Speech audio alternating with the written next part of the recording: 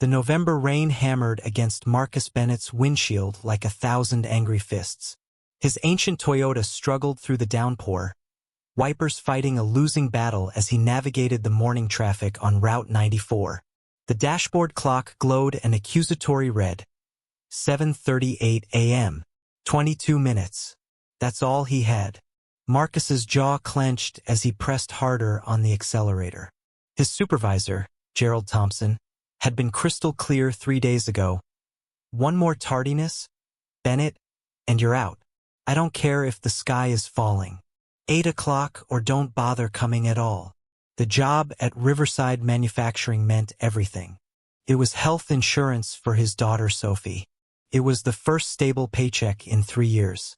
It was hope after an ocean of despair. Through the sheets of rain, something caught his eye. Hazard lights blinking weakly on the shoulder of the highway. A white SUV sat disabled, hood raised, steam rising into the cold morning air. And beside it stood a woman, visibly heavily pregnant. One hand pressed protectively against her swollen belly, the other clutching a phone to her ear. She wore what looked like a business dress, completely soaked through. Her shoulders hunched against the relentless downpour. Even from a distance, Marcus could see she was shivering. His foot hovered over the gas pedal. Keep going. You can't afford this. Not today. But she turned slightly, and the desperate way she touched her stomach hit him like a physical blow. Rachel, 6 years ago, standing in their cramped kitchen, hand on her own pregnant belly, eyes bright with terror when the first contraction came too early. Marcus's car slowed, then stopped. He grabbed the emergency poncho from his back seat and stepped into the downpour. Cold rain immediately found every gap, soaking through to his skin within seconds. "Ma'am," he called out, jogging toward her. "Are you all right?" The woman spun around, revealing a face younger than he'd expected. Maybe early 30s, with dark eyes wide with worry and exhaustion. "My car just died," she said, her voice trembling. "Right in the middle of the highway. I managed to coast here, but now..." She winced, placing both hands on her belly. "I called for help. They said at least an hour. An hour. In this weather. In her condition." "Here," Marcus said, holding the poncho over her. "Please sit in my car. You need to get out of this rain." She hesitated, studying his face with an intensity that made him feel transparent. "I don't know you. Marcus Bennett. I work, well, I'm supposed to be at Riverside Manufacturing in about 20 minutes. I have a daughter, 9 years old, named Sophie. I know what it's like to be scared and pregnant and alone." Something in his words must have reached her, because she nodded slowly and allowed him to guide her to his car. Inside, Marcus cranked the heat to maximum and handed her an old gym towel from the back seat. His watch read 7:46 a.m., 16 minutes. "Thank you," she said, her voice steadier now as she dried her face. "I'm Catherine Price. When are you due?" 5 weeks. Her hand moved unconsciously to her belly again. "I was heading to an emergency prenatal appointment. I've been having some concerns. And then this happened." Marcus noticed the dark circles under her eyes, the way her other hand trembled slightly even now that she was warm. "First child." She nodded, and something painful crossed her face. "Yes, I've waited a long time for this. Been so careful about everything. And then my car breaks down in the middle of a rainstorm." "Cars break down," Marcus said gently. "It doesn't mean anything except bad timing." Catherine looked at him for a long moment. "You're kind. Your wife is lucky." The words hung in the air between them. Marcus's throat tightened. "My wife passed away 3 years ago. Complications during childbirth. Our second child didn't make it either." Catherine's expression crumbled. "Oh God, I'm so sorry. I shouldn't have." "It's okay. You didn't know." He cleared his throat. "It's just me and Sophie now. She's the reason I keep going." They sat in silence for a moment, rain drumming steadily on the roof. Marcus checked his watch again. 7:52 a.m. 8 minutes. You need to go, Catherine said, noticing the gesture. Your job. You said you're supposed to be there. I'm not leaving a pregnant woman stranded in a storm, Marcus said firmly. But you'll be late. You said. I know what I said. My supervisor will just have to understand. But even as he spoke the words, Marcus knew Gerald Thompson wouldn't understand. Gerald didn't understand anything that disrupted his rigid sense of order. Catherine studied him again with those intense dark eyes. Tell me about Sophie. Marcus felt himself relax slightly at the question. She's incredible. Smart, funny, stubborn as hell. Wants to be an astronaut. She's been building this model of the solar system for her science project. Spent weeks getting the orbital patterns just right. She sounds wonderful. She is. She's my whole world. The minutes crawled by. Catherine told him about her pregnancy journey, though Marcus noticed she kept personal details vague. No mention of a partner, no talk of family. There was a loneliness in her words that resonated with his own. When the tow truck finally arrived 48 minutes later, Marcus helped transfer Catherine's belongings and made sure she had a safe ride arranged to her appointment. Thank you, Catherine said, gripping his hand as she stood by the taxi. Most people would have just driven by. Take care of yourself and that baby, Marcus replied.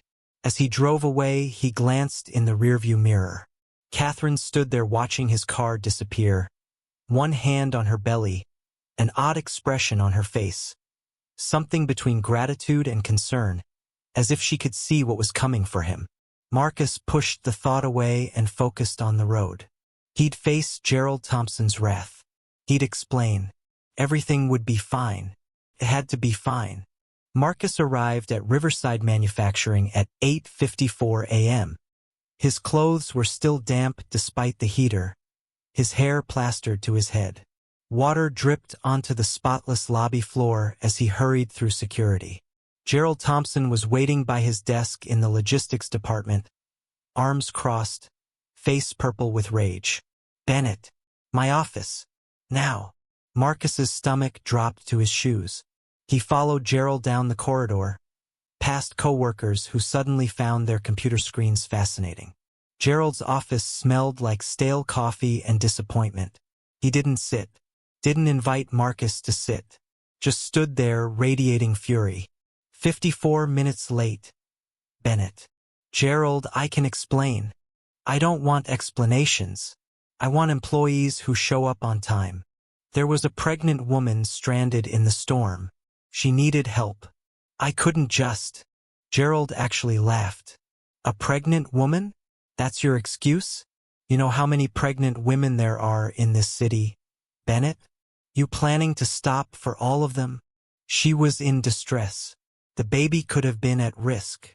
I don't care if she was giving birth on the hood of her car, Gerald snapped. You have responsibilities. You have a job. Had a job. He picked up a folder from his desk. 3 strikes. You're done. Clean out your desk. Security will escort you out in 15 minutes. The words hit Marcus like bullets. Gerald, please. I need this job. My daughter. Should have thought about your daughter before you decided to play hero. There was nothing Marcus could say. No argument that would penetrate Gerald's wall of indifference. He turned and walked out. The next 15 minutes passed in a haze. Marcus packed his few personal items. A photo of Sophie and Rachel. A coffee mug Sophie had painted for Father's Day. A small cactus that was somehow still alive. His coworkers avoided eye contact as a security guard stood nearby, waiting. When Marcus walked out of Riverside Manufacturing for the last time, the rain had stopped. Weak sunlight was trying to break through the clouds. Felt like a cruel joke. He sat in his car for 20 minutes, forehead pressed against the steering wheel, trying to figure out how to tell Sophie that the stability he'd promised her had just evaporated because he'd stopped to help a stranger. His phone buzzed. The after-school program confirming next week's payment schedule. Payment he couldn't make now. Marcus closed his eyes and thought about Rachel, about what she would say if she could see him now. You did the right thing, Marcus. You always do the right thing. We'll figure out the rest together. But Rachel wasn't here, and he had to figure it out alone. The next 3 days were brutal. Marcus sent out 23 applications, had 5 phone screenings that went nowhere, watched his bank account with growing panic. Sophie knew something was wrong. She kept asking if everything was okay. Her small face creased with worry no 9-year-old should carry. I'm fine, sweetie, Marcus lied. Just tired. Friday afternoon. Marcus had just finished another discouraging interview when the doorbell rang. He opened it to find an elegant woman in her 50s standing on his porch, wearing a tailored gray suit and an expression of professional warmth. Mr. Marcus Bennett? Yes. I'm Helen Crawford from Riverside Manufacturing's Human Resources Department. May I come in? Marcus's first thought was that they wanted him to sign final termination papers. His second was that Gerald Thompson had decided firing him wasn't enough punishment. He led Helen to his small living room. She sat on the worn sofa without hesitation, placing a leather portfolio on the coffee table. Mr. Bennett, I'm here on behalf of our CEO, Ms. Catherine Price. Marcus blinked. I'm sorry, what? Ms. Price has personally reviewed your termination and found it completely unacceptable. She's ordering your immediate reinstatement with full back pay. Additionally, she'd like to offer you a different position, as Director of Community Outreach. The words made no sense. Marcus heard them, understood each one individually, but together they sounded like a foreign language. The CEO? But how would she even know about me? Helen smiled, and there was something knowing in that smile. Ms. Price has her ways. She's particularly interested in employees who demonstrate exceptional character, especially compassion under pressure. Marcus's mind was reeling. I don't understand. The position comes with a substantial salary increase, comprehensive benefits package, and flexible hours so you can be present for your daughter's school events. Ms. Price was quite specific about that last part. But why? I still don't understand why she would. You will, Helen said, standing. Monday morning, 9 a.m. Report to the executive floor. Ms. Price will explain everything herself. After Helen left, Marcus sat staring at the portfolio on his table. Inside were reinstatement documents, a new contract, and a salary that made his eyes water. None of it made sense. But as he read through the contract for the 4th time, one thought kept circling his mind. Who was Catherine Price? And how did she know about him? Monday morning, Marcus stood outside the CEO's office on the 15th floor, heart hammering. Everything up here spoke of power and success. Polished marble, floor-to-ceiling windows, contemporary art that probably cost more than his car. The receptionist smiled and gestured toward the massive oak doors. Ms. Price is expecting you. Marcus stepped inside. The office was breathtaking. Corner windows overlooking the city, elegant furniture, and behind a massive desk, a woman with her back turned, looking out at the skyline. Ms. Price, Marcus said, his voice small in the cavernous space. The chair swiveled slowly. It was Catherine, the pregnant woman from the rainy highway, but not the vulnerable, distressed woman he'd helped. This was Catherine Price, CEO of Riverside Manufacturing, composed and powerful in an elegant navy suit that somehow made her pregnancy look regal. Hello, Marcus, she said softly, a small smile playing at her lips. Surprise. Marcus's mouth opened, closed, opened again. But you were. On medical leave, Catherine finished, standing slowly. Doctor's orders. Rest and reduce stress. But after you helped me that morning, I couldn't stop thinking about it. So I came back to the office that evening, just to check on a few urgent matters. She moved around the desk. I asked HR about the kind logistics employee who'd mentioned working at Riverside, who'd risked being late to help a stranger. Imagine my surprise when I discovered Gerald Thompson had fired you that very morning. The same day you saved me from standing in the rain for nearly an hour while pregnant. Marcus sank into a chair, his legs unable to support him. You came back to work because of me? Because of a feeling, an instinct. They've rarely steered me wrong. She paused. And they told me you were someone special, someone worth fighting for. Anyone would have stopped, Marcus said weakly. No, Catherine said firmly. They wouldn't. I've run this company for 14 years.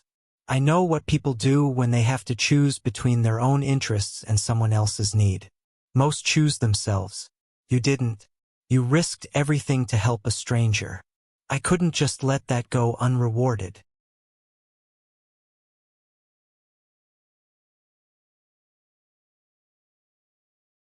The weeks that followed were transformative. Marcus excelled in his new role, creating community outreach programs that helped local families. Catherine, despite her doctor's concerns, threw herself back into work with an intensity that seemed almost desperate. They worked late together often. Marcus organized schedules, attended meetings, and gradually, they began to really know each other. Why did you really come back to work? Marcus asked one evening over quarterly reports. Catherine was quiet for a long moment, her hand resting on her belly. Being alone with my thoughts was harder than I expected. Work has always been my anchor. But the baby needs you to rest. I know, she said, then softer. Can I tell you something in confidence? Of course. I chose to have this child alone. Through IVF. There's no father, no partner. Just me. She watched his face carefully. I wanted to be a mother more than anything, but I couldn't trust anyone enough to do it the traditional way. What do you mean? Catherine's expression hardened. My college boyfriend stole my research and published it under his name. My ex-fiancé emptied my accounts for gambling debts. My last relationship, he was married. I didn't know for 2 years. Catherine. So I decided to do this alone. No risk of betrayal. No one to disappoint me. That's not pathetic, Marcus said gently. That's brave.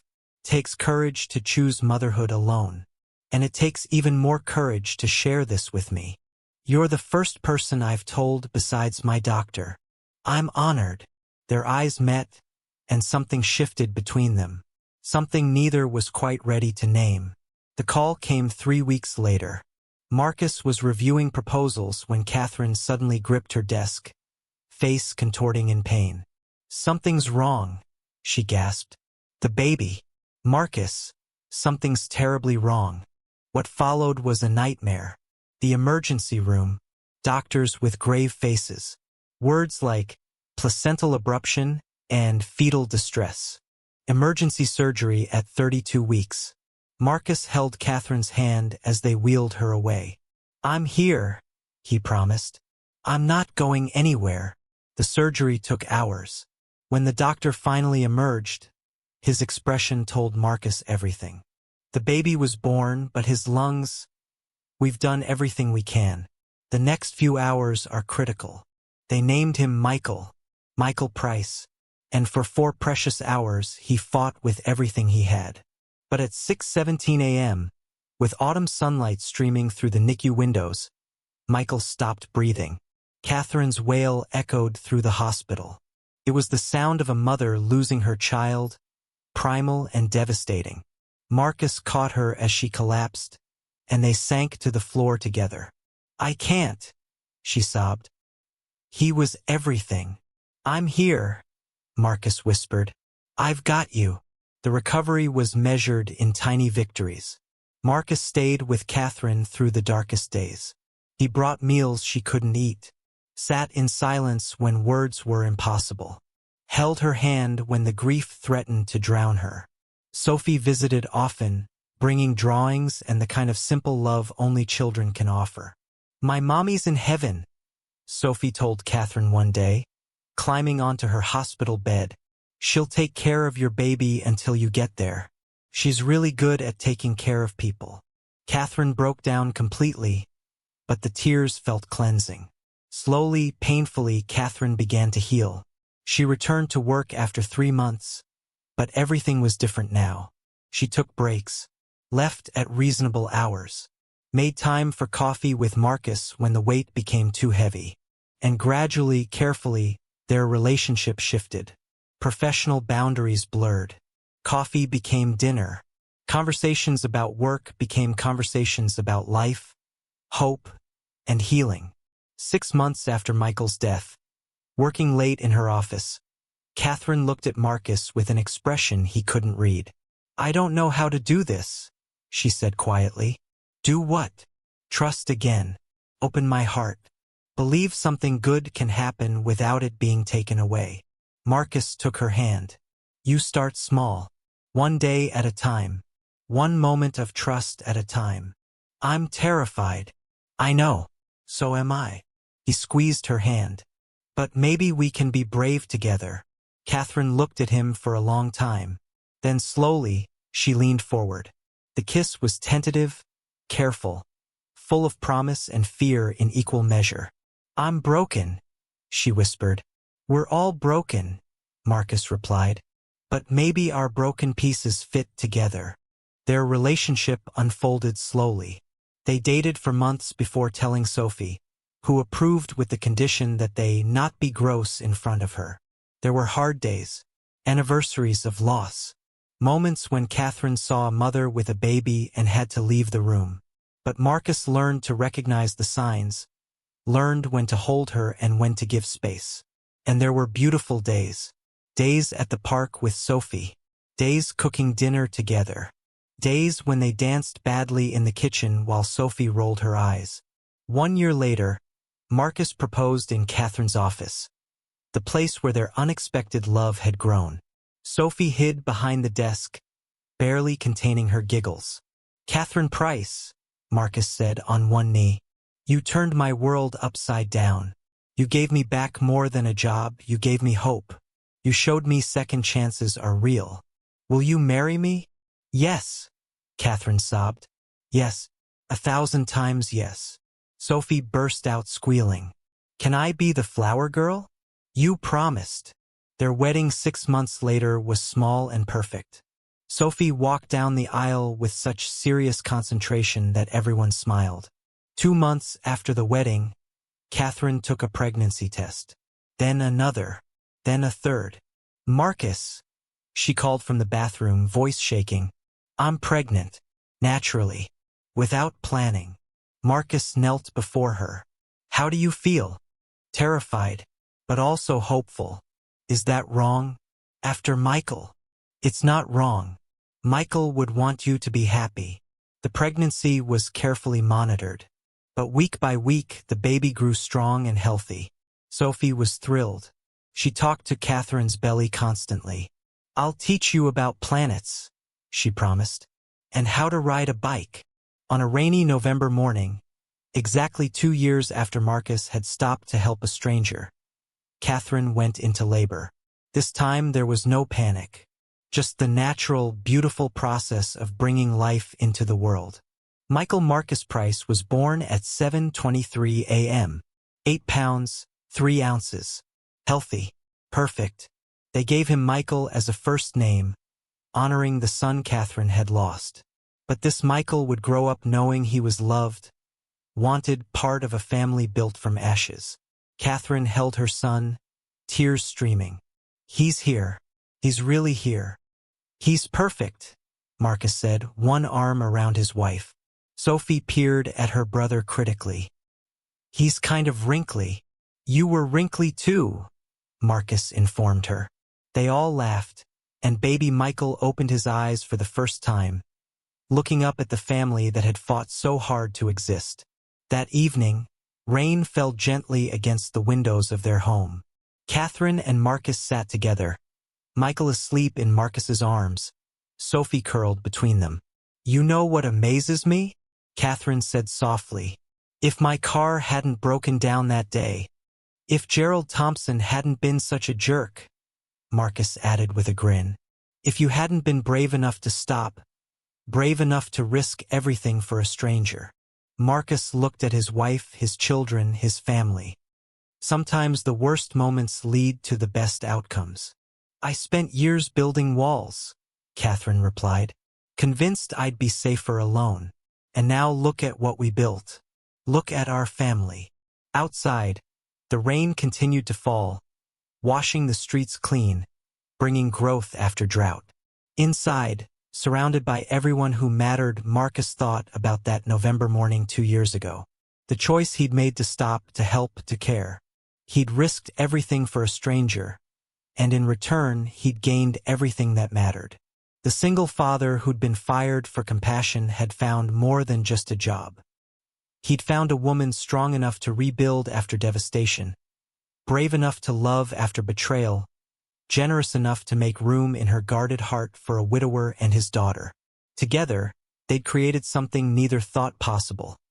A second chance at happiness built from the wreckage of their pasts, strong enough to weather any storm. Because sometimes, on a rainy morning when everything seems lost, one act of kindness can change everything. Sometimes the woman you stop to help turns out to be the CEO. And sometimes, just sometimes, she turns out to be so much more. She turns out to be home.